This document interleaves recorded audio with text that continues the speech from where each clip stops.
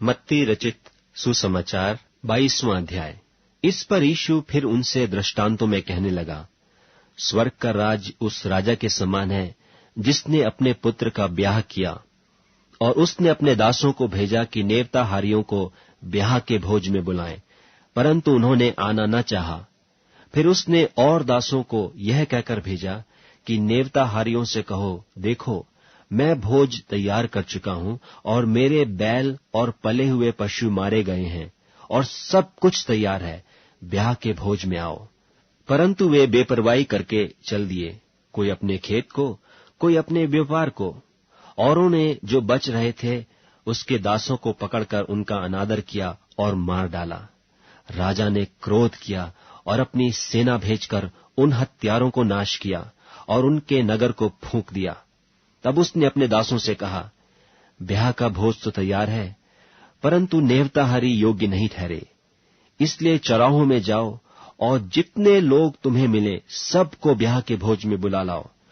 सो उन दासों ने सड़कों पर जाकर क्या बुरे क्या भले जितने मिले सबको इकट्ठे किया, और ब्याह का घर जेवनहारों से भर गया।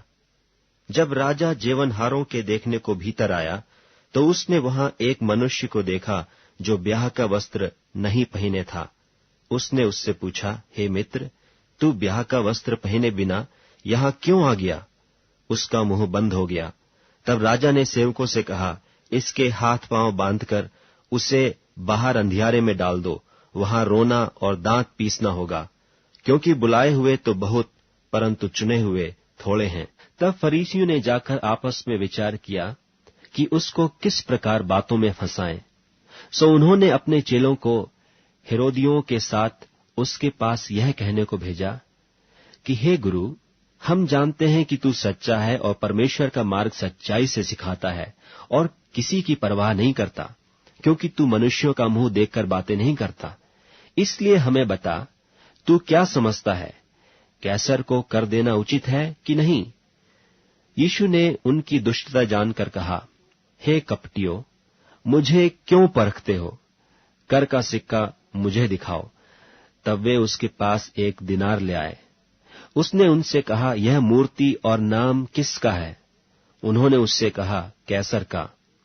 तब उसने उनसे कहा, जो कैसर का है वह कैसर को, और जो परमेश्वर का है वह परमेश्वर को दो।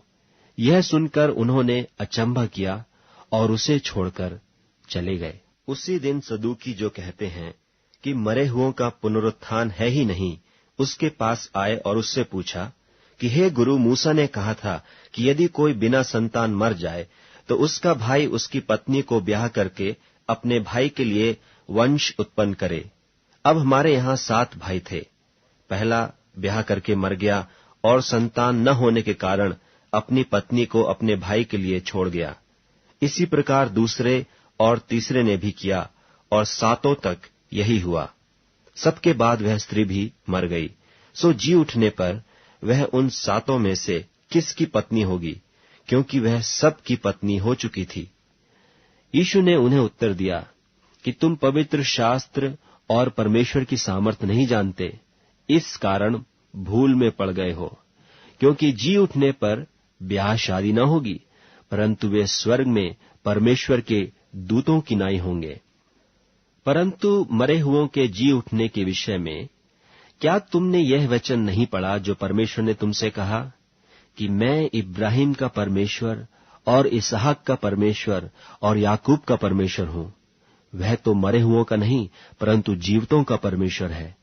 यह सुनकर लोग उसके उपदेश से चकित हुए। जब फरीसियों ने सुना कि उसने सदूकियों का मुंह बंद कर दिया, तो वे इकट्ठे हुए, और उनमें से एक व्यवस्थापक ने परखने के लिए उससे पूछा, हे गुरु, व्यवस्था में कौन सी आज्ञा बड़ी है?